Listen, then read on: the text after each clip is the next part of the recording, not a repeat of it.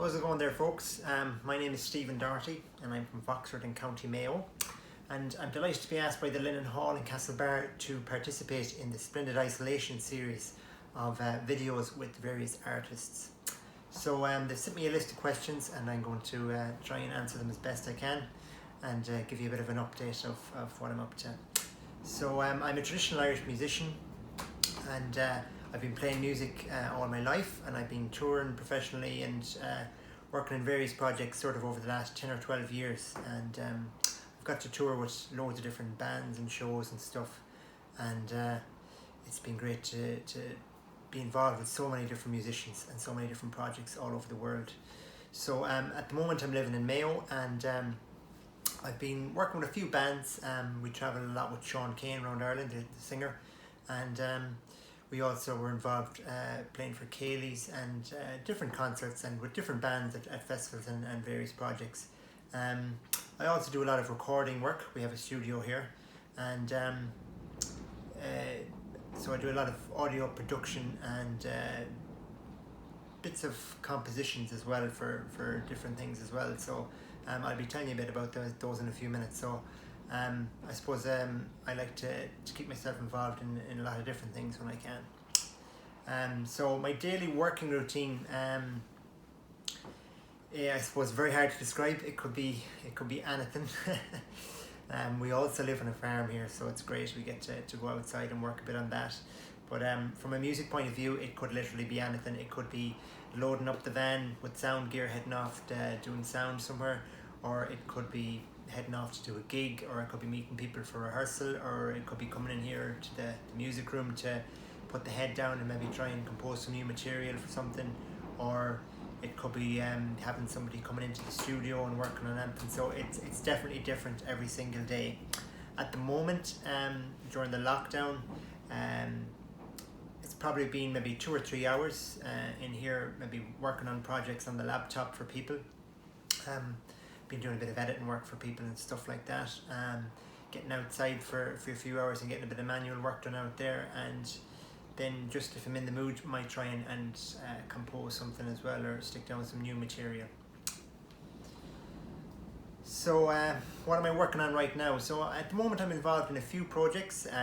We recently launched a video new music track with a new group I'm involved with, North by Northwest in XNW, and that's with David Ducey, Ryan Malloy and Kieran Leonard. So it's a sort of a modern sound of Irish music crossover. So it's all self-composed material that we're using at the moment. So in the latest video I wrote the jig and David wrote the reel. So we just released that and got that band up and running on an online platform over the last few days, and that was one little project we've been working on.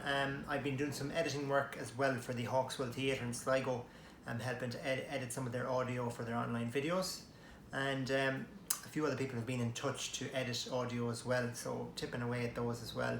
And I've been working on some jingles as well for my good friend Edwina Guckeen in Leitrim. So she needed a jingle for something, and so I'll give you a quick example maybe of some of those little bits and bobs as well. So this was a jingle that I sort of composed last week, and I played the various instruments on it myself.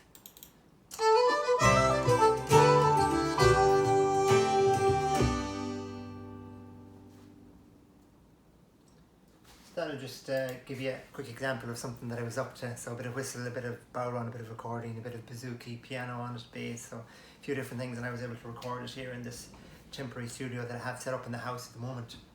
So that was one thing.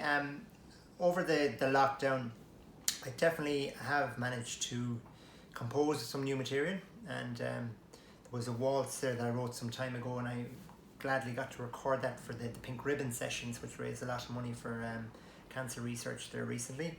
And I demoed a few pieces on the laptop here that I'm hoping to use later in the year, maybe try and re-record them from maybe my own solo album or something like that. I'm working on a few different projects as well. So and I'm lucky to be the traditional music in residence with the Hawkswell and the Dock in Leitrim, a joint residency.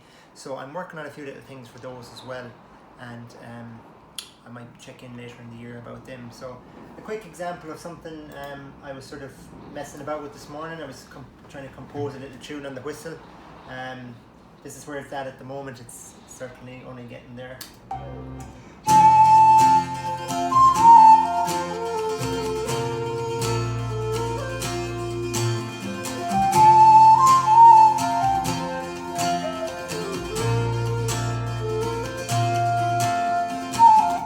So as I say, just something that I was messing about with this morning came into my head, and I stuck it down, and let's see if it goes anywhere. So what advice would I give to people that would like to explore their creativity? Sorry, I skipped a question there. I'm going to jump quickly back. In what ways, I suppose, has the COVID-19 isolation affected and changed artistic practice?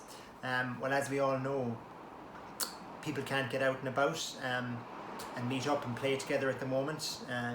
So we've had enough on the online platform, a lot of videos, and the project that I spoke about a few minutes ago that I was involved in, we did that completely remotely. We did it from, each person did their own piece in their house and passed it on to the next person, and we added it all back together at the end. So that's definitely the main thing that you can see happening, people recording videos remotely and joining them up, and the same with audio as well. Of course, as well, some people will be given lessons online as well, through Skype or FaceTime as well. So that's a big change from having students coming into your home, say, or whatever.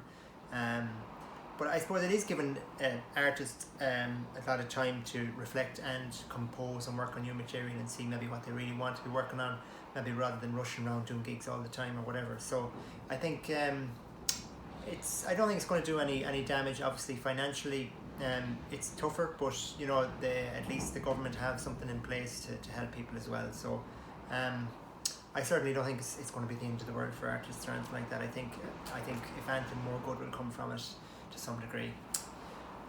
Advice for people that would like to explore their creativity and know where to start. I suppose the great thing with technology nowadays, you have your phones and your tablets and laptops, and it's so easy to record on them. When I was younger, when I was 6 and 7, I had a little tape recorder, and I'd always be recording little things on that and listening to myself back. And I'd even have one tape recorder playing, and I'd put another tape recorder recording, so I could play along with it and create double track, the old style. So I think if you've got something creative going on in your mind, record it and listen to it, and then see what it is, and then maybe come back and record it again. And I think it's definitely a great way, and it's great when you have technology to help you, because it opens up so many doors.